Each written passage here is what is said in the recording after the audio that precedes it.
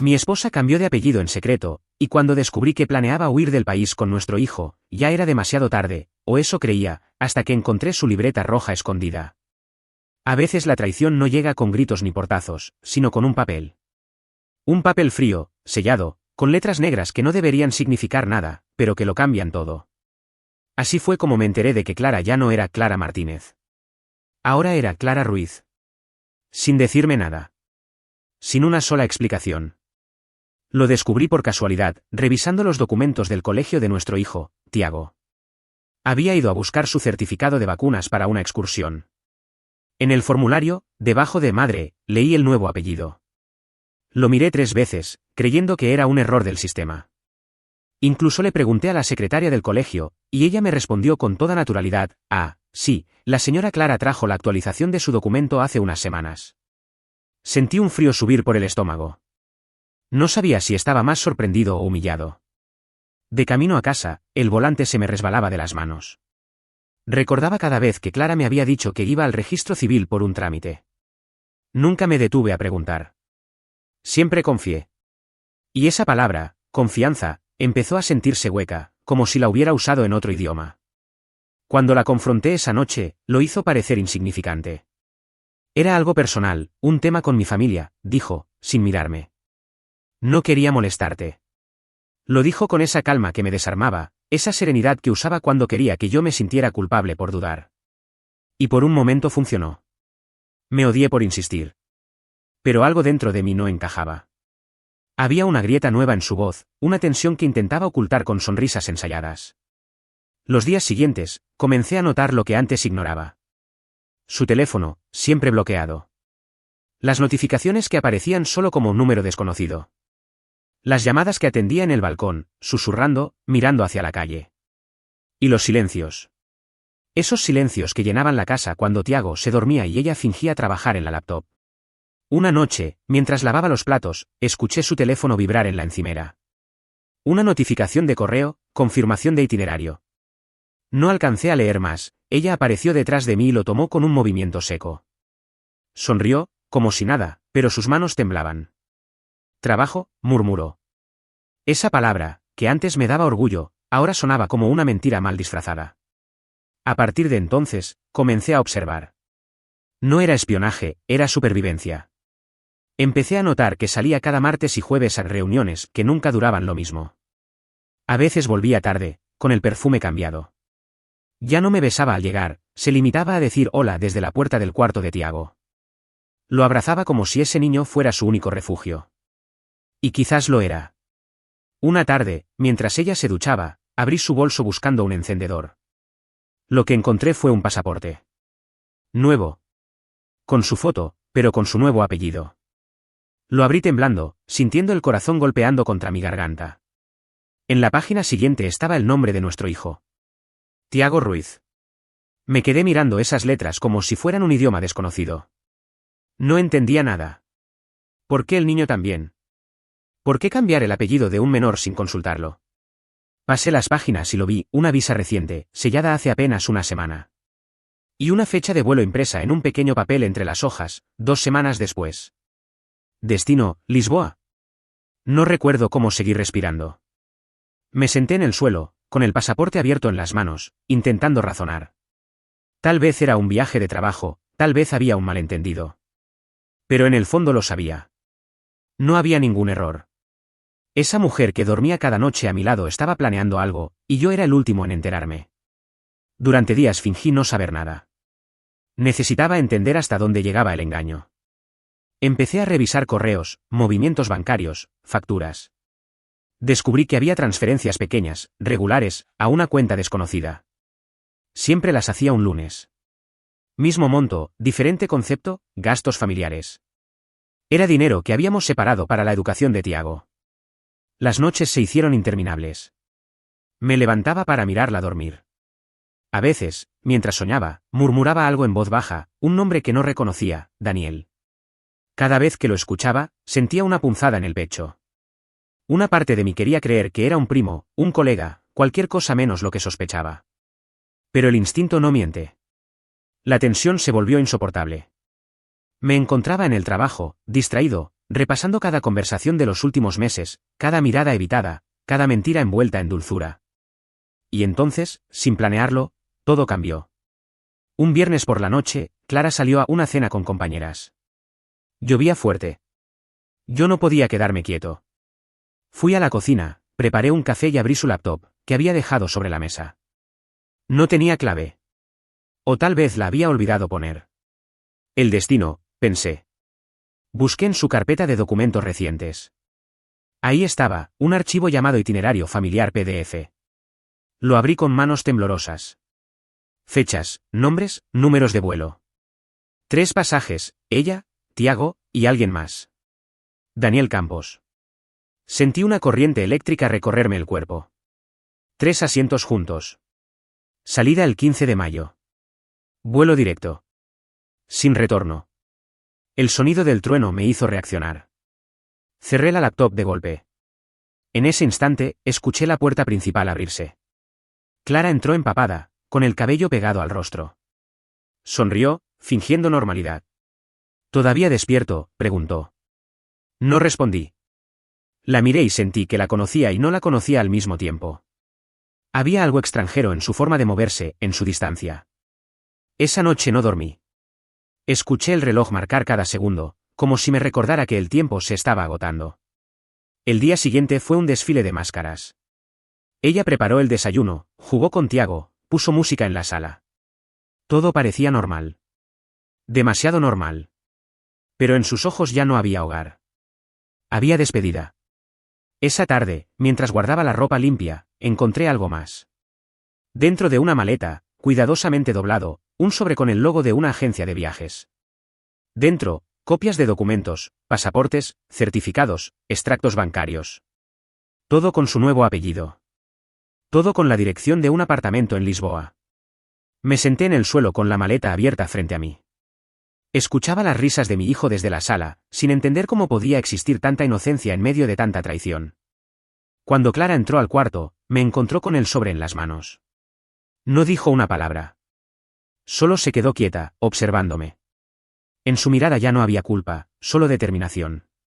En ese instante comprendí algo terrible, ella no se iba a disculpar.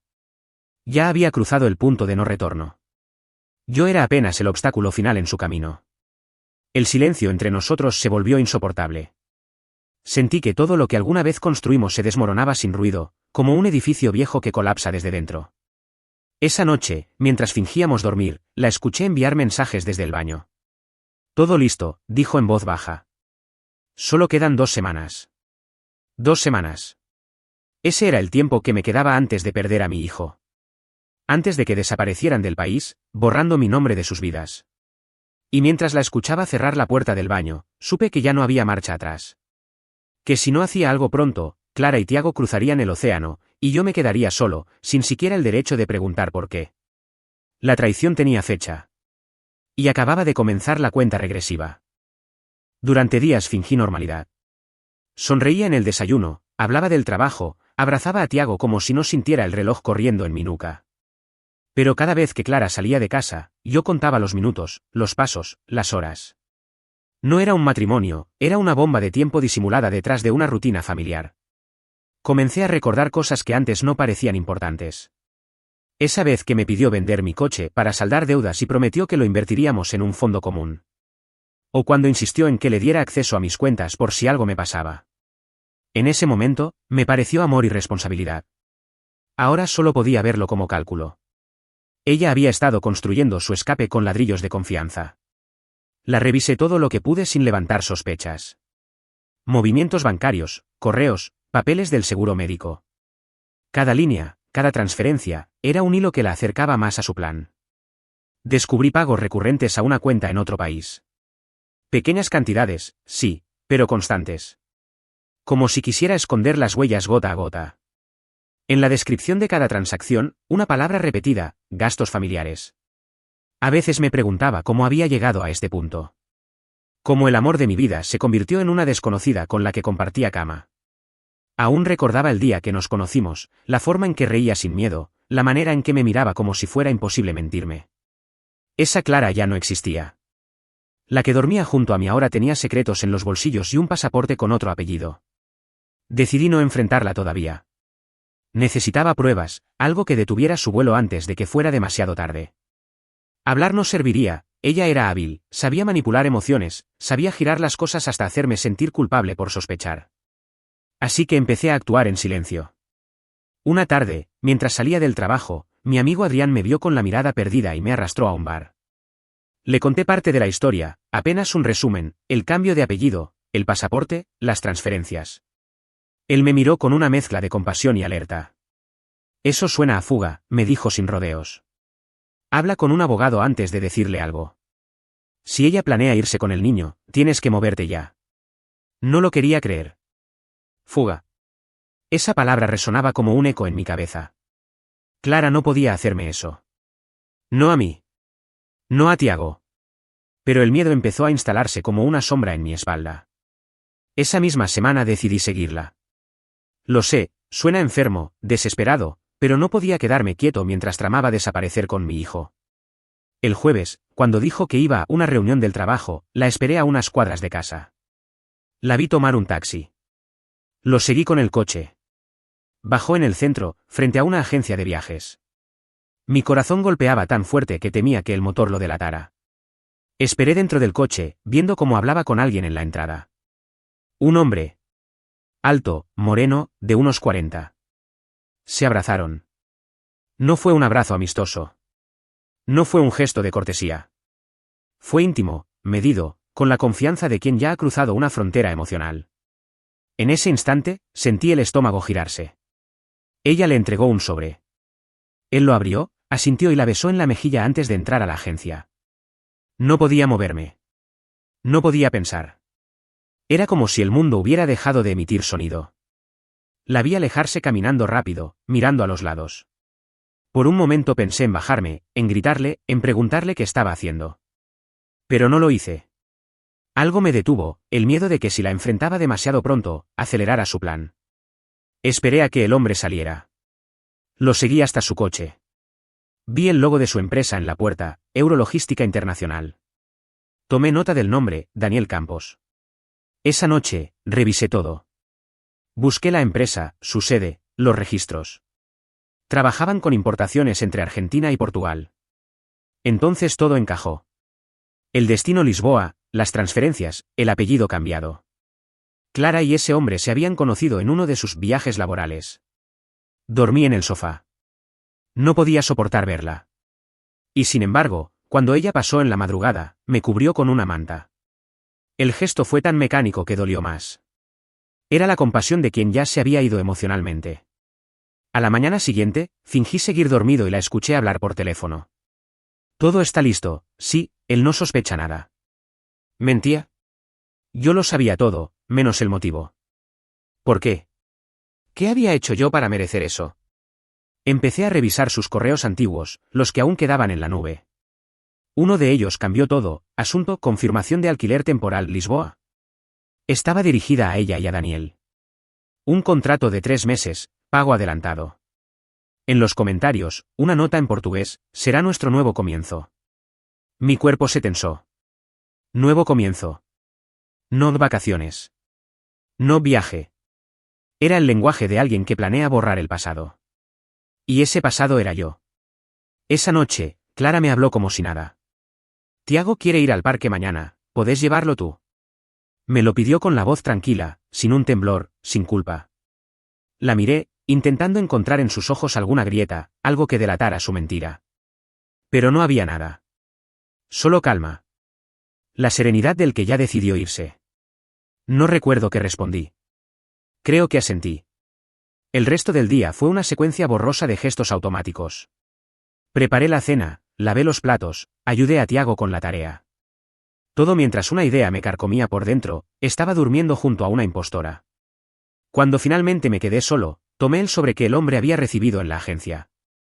Lo había recuperado del basurero esa misma noche, después de que Clara lo rompiera en pedazos y los tirara. Los pegué con cinta. Entre los fragmentos, logré leer algo que me heló la sangre: documentación completa, pasaportes, partidas de nacimiento y poderes notariales para salida del país. Todo estaba listo. Todo menos mi reacción. Pasé la madrugada en la cocina, con el sobre la mesa, la lámpara encendida y el silencio mordiendo. Me sentía dividido entre dos impulsos, denunciarla o huir con Tiago antes que ella. Pero ambos caminos olían a tragedia. Al amanecer, cuando la vi salir del cuarto con el cabello húmedo y la maleta medio abierta, entendí que el tiempo se estaba agotando. Supe que no podía seguir esperando a que la verdad cayera por su propio peso. Mientras cerraba la puerta detrás de ella, me juré algo: si de verdad planeaba fugarse del país con mi hijo, yo iba a descubrir hasta el último detalle de su plan. No para detenerla, sino para enfrentarla con su propia mentira. Pero lo que aún no sabía, lo que no podía imaginar, era que Clara ya había ido más lejos de lo que cualquier sospecha podía alcanzar.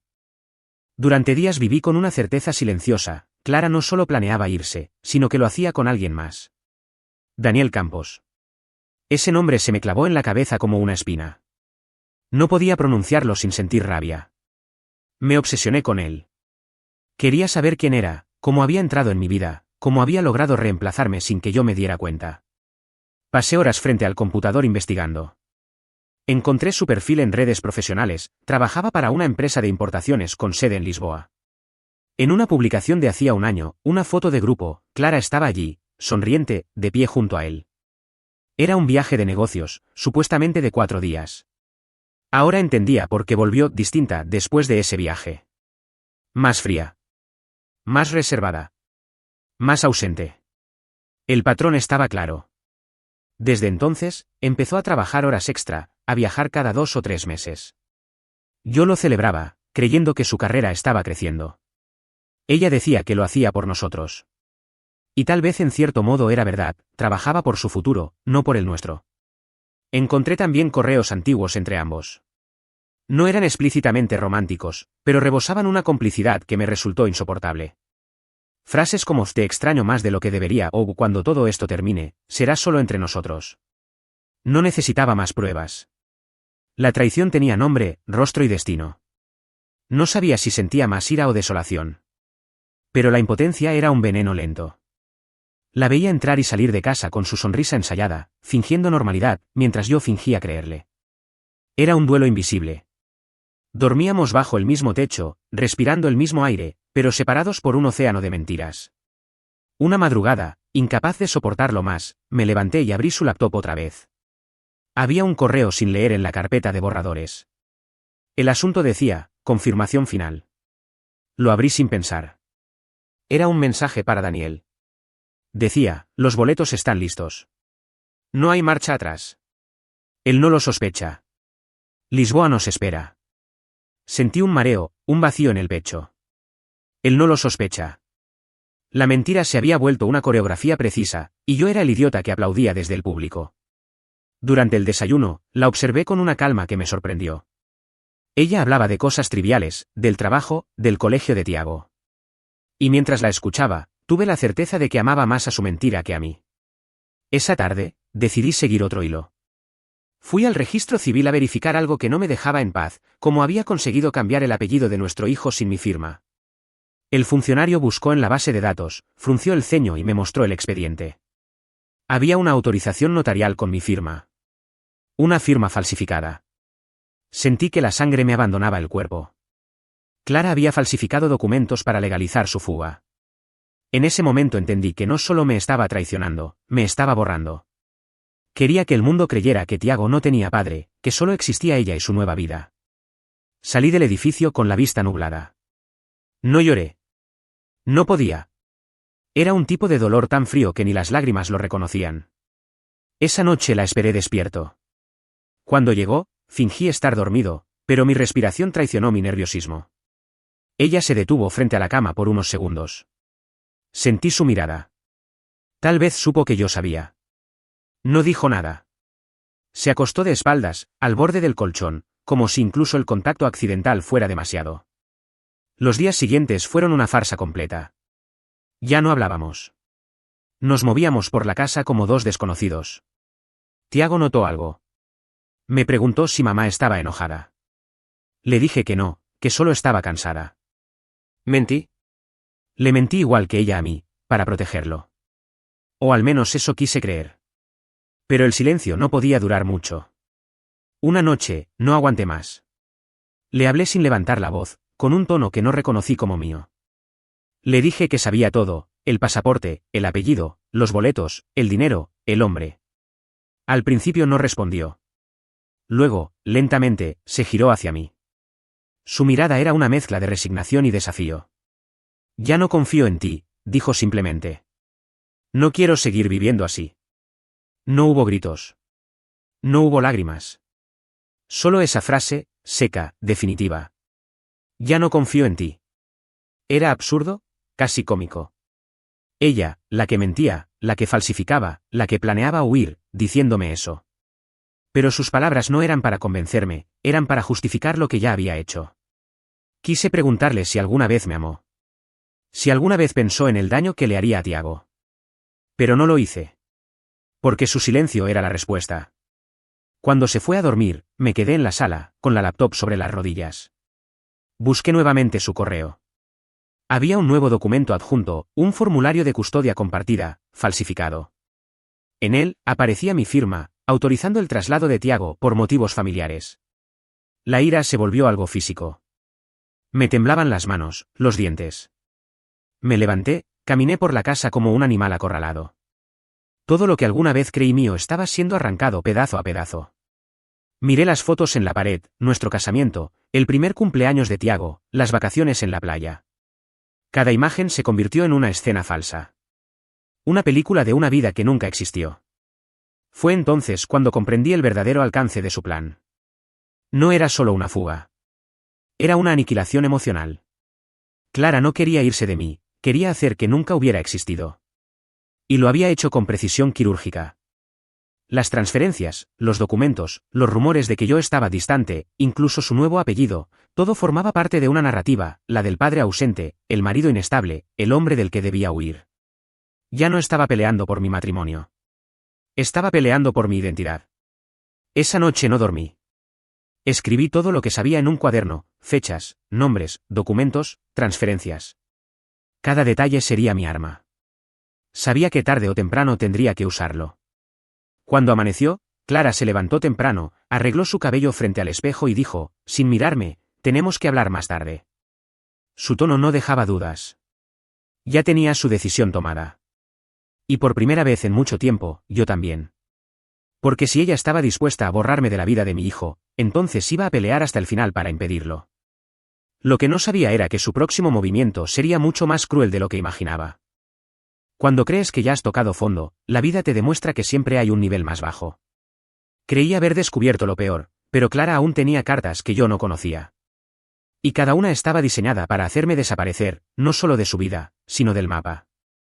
La primera señal llegó como una llamada de madrugada. Era un oficial. Me informó que se había emitido una orden de alejamiento en mi contra. Por violencia psicológica, dijo con voz neutra, casi mecánica.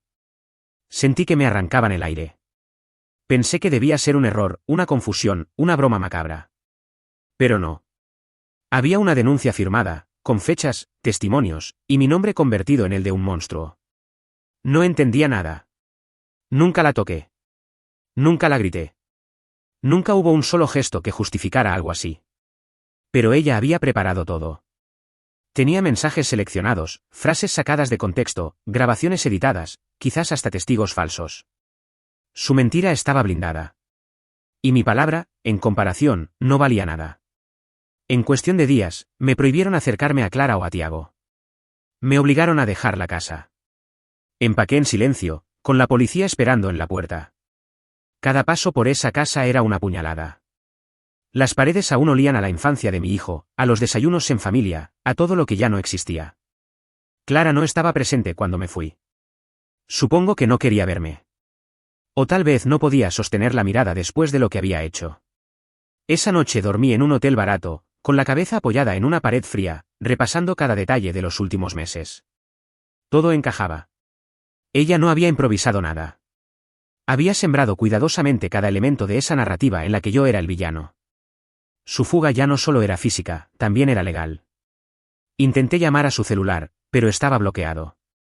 Intenté contactar al colegio de Tiago, pero me informaron que la madre había actualizado los datos de contacto y que no podían darme información.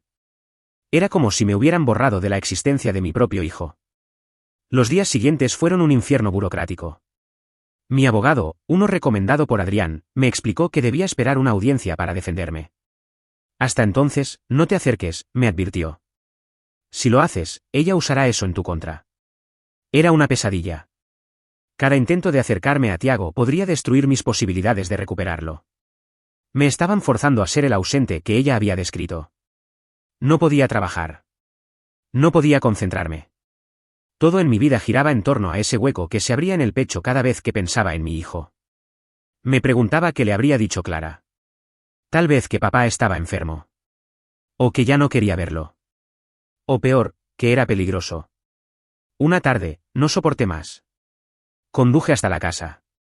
Me quedé en la esquina, dentro del coche, solo para ver si al menos podía escuchar su voz desde lejos. Vi a Clara salir con Tiago. Él llevaba su mochila azul, esa que elegimos juntos. Caminaban hacia el coche de ella. Me mordí los labios hasta sangrar para no bajarme. Verlos juntos, tan cerca y tan lejos, me destrozó. Me quedé ahí hasta que se fueron.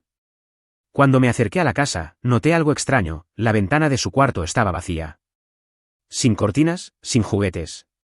Entré por la puerta lateral, con la llave que aún conservaba. La casa estaba medio vacía. Había huecos en los estantes, cajas abiertas, paredes desnudas. Subí corriendo al cuarto de Tiago. Nada. Ni ropa, ni libros, ni su olor. Solo el eco. Y entonces lo vi. En el espejo del baño, con lápiz labial rojo, una frase escrita a mano. No intentes detenernos. Ya es tarde. No sé cuánto tiempo estuve ahí, paralizado frente a esas palabras. Nosotros. Ella y él. Ella y Daniel. Esa frase era más que una advertencia, era un epitafio. Salí de la casa sin mirar atrás. Caminé sin rumbo durante horas. Tenía la sensación de que el suelo se abría bajo mis pies. Me había convertido en un fantasma antes de morir. Al día siguiente, recibí una notificación del banco. Clara había retirado todo el dinero de nuestra cuenta conjunta. Todo. Años de trabajo, de ahorro, de sacrificio, evaporados en una sola transacción. El motivo de la transferencia, adelanto de gastos familiares internacionales. Ahí lo entendí, el vuelo era inminente. No quedaban semanas. Quedaban horas. Me temblaban las manos. Fui al aeropuerto, sin plan, sin idea de qué hacer. Solo con la intuición desesperada de que debía estar allí. Llegué a la terminal internacional y me quedé mirando los paneles de salida. Lisboa. Vuelo 742. A las 10:10. El mismo destino del pasaporte. El reloj marcaba las 9. Tenía poco más de una hora. Corrí por los pasillos buscando su rostro entre la multitud. No la vi. No al principio. Pero la esperanza, esa fuerza cruel que nunca muere del todo, me mantenía de pie. Entonces vi algo familiar, la mochila azul de Tiago. Caminaba tomado de la mano de su madre, con los ojos llenos de sueño. Y al lado de ellos, un hombre. Daniel. Alto, con una sonrisa falsa, con la tranquilidad de quien cree haber ganado. No pensé. Solo los seguí. Mi cuerpo se movía antes que mi mente. Mientras avanzaban hacia el control de pasaportes, sentí una furia que no conocía. Una que nacía del amor más puro y del dolor más sucio. No podía dejar que se fueran. No podía permitir que mi hijo creciera creyendo que su padre lo había abandonado. Pero justo cuando iba a acercarme, un guardia de seguridad me interceptó. Señor, ¿está bien? No. No lo estaba. No lo estaría nunca si los perdía. Intenté explicarle, pero mis palabras salían rotas. Mi esposa, mi hijo, están por huir, ella falsificó documentos. El guardia me pidió que me calmara. Mientras tanto, ellos avanzaban. Clara miró hacia atrás por un instante. Nuestros ojos se encontraron. No había culpa. Solo miedo. Y determinación. Supe entonces que el próximo paso debía ser meticuloso. Si actuaba con desesperación, me arrestarían. Si actuaba con cabeza fría, aún podía salvar a mi hijo. Salí del aeropuerto esa noche sin detenerlos. Pero con una nueva decisión, si el sistema había creído en su mentira, yo usaría el mismo sistema para exponerla. No sería fácil. Ella tenía ventaja, contactos, dinero. Pero yo tenía algo que ella subestimó, la verdad. Y aunque me había quitado todo, mi casa, mi reputación, mi hijo, todavía no me había quitado mi voluntad. El reloj seguía corriendo. El vuelo estaba a punto de despegar. Y yo acababa de convertirme en la única persona dispuesta a derribarlo. Cuando el avión despegó esa noche, sentí como si una parte de mí se hubiera ido con él. No dormí, no comí, no hablé con nadie. Solo pensaba en una cosa, encontrar a mi hijo. No importaba si Clara cruzaba el mundo entero, yo iría detrás. Pero no podía hacerlo como un hombre desesperado. Ella me había vencido en el terreno emocional, así que ahora debía moverme en silencio, con precisión. Como un cazador que observa antes de atacar. Lo primero que hice fue conseguir toda la información posible sobre el vuelo. Descubrí que había aterrizado en Lisboa al amanecer, y que desde allí había una conexión a Barcelona, reservada a nombre de Clara Méndez. Ese apellido. El que había cambiado sin decirme nada. Méndez. El apellido de Daniel. No era una coincidencia. Era una declaración. Pasé los siguientes días reconstruyendo su ruta. Busqué contactos, moví influencias, hablé con un viejo amigo periodista que me ayudó a rastrear registros de migración y reservas de hotel. Cada paso me revelaba algo más oscuro. Clara había preparado su fuga durante meses, alquiló un apartamento en el extranjero, abrió una cuenta en otro país, inscribió a Tiago en una escuela internacional bajo su nuevo apellido. Ella no quería huir de mí, quería borrar toda huella de mi existencia. Y ahí, entre los papeles, encontré algo que me heló la sangre, un documento de custodia internacional en trámite. Si se aprobaba, Tiago pasaría a ser ciudadano europeo y yo perdería todo derecho legal sobre él. Todo. Mi abogado me explicó que necesitábamos pruebas sólidas para revertir eso. Algo que demostrara manipulación, fraude o falsificación. Y ahí recordé la libreta roja. Esa que ella escondía. Volví a la casa, pese a la orden de alejamiento, y la busqué como un loco. Revisé cajones, muebles, huecos en la pared, el jardín. Nada. Hasta que vi una rendija detrás del ropero de nuestro cuarto. Metí la mano y la sentí. Polvorienta, doblada, intacta. La abrí con cuidado, temiendo lo que iba a encontrar. Y sí, estaba todo ahí, fechas, transferencias, nombres de contactos, incluso mensajes impresos entre ella y Daniel. Había un correo que decía, los papeles estarán listos antes del vuelo. Asegúrate de que él no sospeche. Eso era suficiente. Era la prueba de que no solo planeó la fuga, sino que también falsificó documentos. Llevé todo al abogado. Su cara cambió por completo. Esto puede salvarte, pero si lo haces mal, también puede hundirte. Clara va a reaccionar con violencia si sabe que la descubriste. No me importó. Ella ya había destruido mi vida. Era hora de devolverle cada golpe. Comencé a enviar correos anónimos a sus contactos legales, filtrando partes de las pruebas. También al colegio de Tiago, alertando sobre la posible manipulación de identidad. No podía dar mi nombre, pero mis palabras tenían peso. Y el efecto fue inmediato, los documentos se congelaron, el trámite de custodia quedó suspendido, y Clara recibió una citación judicial para rendir declaración. Esa noche me escribió por primera vez en semanas. ¿Qué hiciste?, decía el mensaje. Solo respondí, equilibré el juego. No volví a escribirle. No podía. Cualquier palabra más sería debilidad, y ella sabía usar mi debilidad como un arma. Mientras tanto, Adrián, el abogado, logró lo imposible, una audiencia urgente. Si Clara no se presentaba, perdería la custodia provisional y el pasaporte del niño quedaría bloqueado. Teníamos una ventana pequeña, pero era suficiente. Esa semana, mis emociones eran una mezcla enfermiza de rabia y esperanza. No dormía más de 2 horas por noche. Mi mente no paraba de reproducir imágenes de mi hijo llamándome, preguntando por qué papá no estaba. No sabía si Clara lo manipulaba, si le mentía, si lo usaba como escudo. Pero sí sabía que él me necesitaba tanto como yo a él. Cuando llegó el día de la audiencia, Clara no apareció. Ni ella, ni su abogado. Pero sí su nuevo socio, Daniel. Se presentó como representante legal temporal. Me costó no golpearlo ahí mismo. Habló con arrogancia, con esa sonrisa de quien cree estar por encima de todos. Pero cometió un error, mencionó un documento que aún no había sido entregado oficialmente. Eso bastó para que el juez ordenara una revisión inmediata del expediente. Horas después, las autoridades confirmaron lo que ya sabíamos, había falsificación. Clara había usado datos de una mujer fallecida para tramitar parte de su identidad europea. El caso cambió de rumbo en un instante. Se emitió una orden de localización internacional. Cuando me informaron, lloré. No de tristeza. De alivio.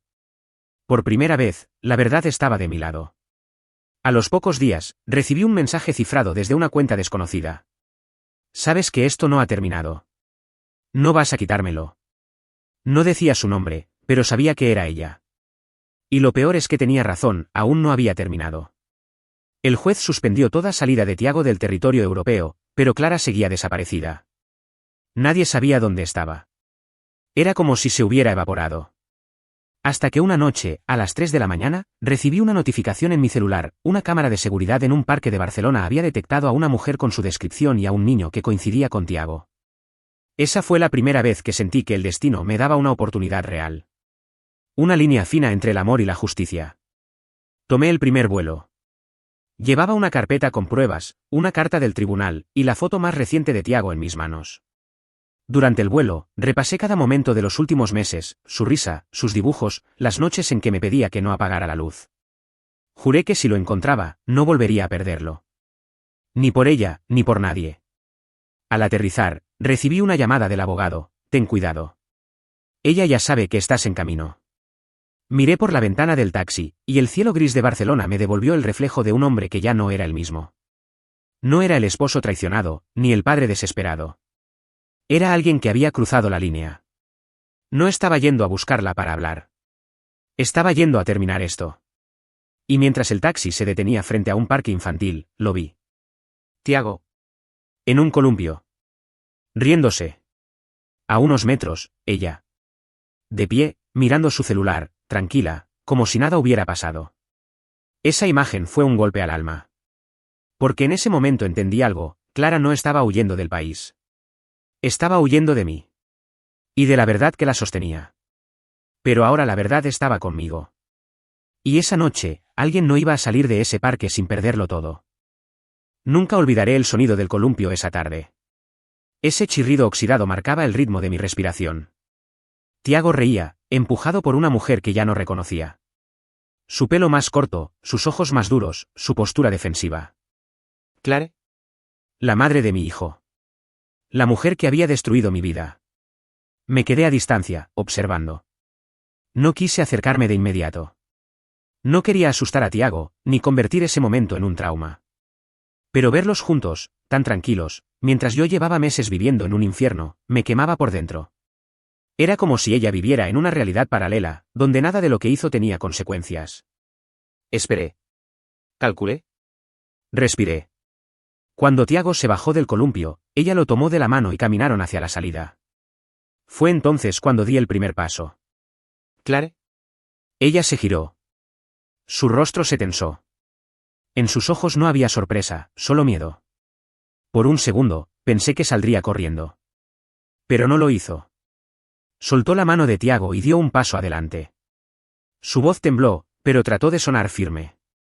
No puedes estar aquí. Yo también temblaba, pero no de miedo. De rabia contenida. No grité. No lloré.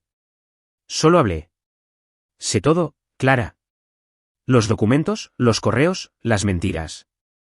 El juez ya lo sabe. No vas a huir más. Su rostro cambió de color.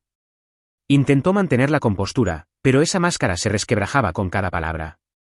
Miró hacia los costados, buscando una salida, pero las patrullas no tardarían.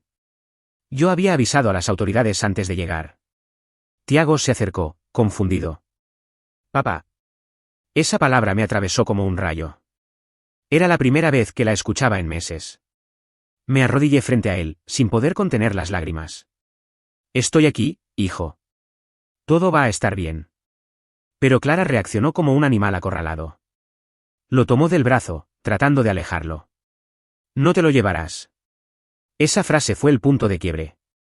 Ya no quedaba amor, ni respeto, ni miedo. Solo verdad. Me levanté. No tengo que llevármelo, Clara. La ley lo hará. En ese instante, 2 policías se acercaron al parque. Ella lo entendió todo. Su mirada se nubló de desesperación. No entiendes, él no estaba seguro contigo, no podía dejarlo crecer a tu sombra. Gritó, con una voz quebrada, pero convincente, como si aún creyera en su mentira. Yo solo respondí, lo único que no estaba seguro era tu miedo. Por eso huiste. Los oficiales le pidieron que entregara sus documentos. Ella trató de resistirse, pero la evidencia era irrefutable. Las órdenes judiciales, las copias de su pasaporte falsificado, todo estaba en manos de la Interpol. Tiago lloraba. Yo intentaba mantenerme firme, aunque por dentro me desmoronaba. No quería que su recuerdo de ese día fuera el de su madre esposada, pero no podía detener el curso de los hechos. Cuando la escoltaron fuera del parque, ella me lanzó una última mirada. No de odio, sino de derrota. Te lo llevas, pero algún día entenderá por qué hice lo que hice. No respondí. No había nada más que decir. Esa noche dormí por primera vez en meses. No porque todo estuviera bien, sino porque por fin había terminado la persecución. Clara quedó detenida por fraude y sustracción ilegal de menor. Tiago quedó bajo mi custodia temporal mientras la justicia decidía su futuro. Durante semanas, traté de reconstruir algo parecido a una vida normal. Las primeras noches, Tiago se despertaba preguntando por su madre. Yo no sabía qué responderle. No quería mentir, pero tampoco quería cargarlo con un peso que no debía soportar. Le decía solo, tu mamá está lejos, pero te quiere. Y él asentía, sin entender del todo, volviendo a dormirse con su osito de peluche. A veces pensaba en Clara. En la mujer que conocí, la que reía conmigo, la que juró que nunca me dejaría. Y me preguntaba en qué momento exacto se quebró. Cuando empezó a verme como enemigo, y no como compañero. Pero esas preguntas ya no tenían sentido. Algunas heridas no necesitan respuestas. Solo cicatrices. Pasaron los meses. El juicio fue largo, tenso, lleno de giros y declaraciones falsas. Pero al final, la verdad ganó. Clara fue condenada a 2 años de prisión preventiva y a una evaluación psicológica obligatoria. Yo obtuve la custodia total de Tiago. El día que el juez lo anunció, sentí una mezcla de alivio y tristeza. No celebré. No podía hacerlo. Había ganado, sí, pero a un costo que jamás imaginé. La justicia me devolvió a mi hijo, pero no me devolvió la vida que ella destruyó. A veces lo llevo al mismo parque. Él se sube al columpio y ríe, sin saber que ese fue el escenario de nuestra guerra final. Y cada vez que lo empujo, me repito en silencio, no más huidas. No más mentiras. Semanas después, recibí una carta de Clara desde la cárcel. No la abrí al principio. Me temblaban las manos. Cuando finalmente lo hice, encontré una sola frase escrita con su letra. No huí de ti. Huí de lo que me convertí contigo. Guardé la carta en un cajón. No para leerla otra vez, sino para recordarme que incluso los amores más fuertes pueden pudrirse si uno de los dos elige el miedo antes que la verdad. Hoy, Tiago duerme en su cama, tranquilo. Yo escribo esto con la esperanza de cerrar el círculo. Sí, mi esposa cambió de apellido sin decirme nada. Planeó huir del país con nuestro hijo. Pero no logró escapar de lo único que siempre la alcanzaría, la verdad. Y aunque perdí mucho en el camino, la fe, la paz, una parte de mí, recuperé lo que realmente importaba. A mi hijo. A la verdad. Y a la fuerza de seguir sin mirar atrás. Porque aprendí que no se puede huir del amor. Pero tampoco de las consecuencias de traicionarlo.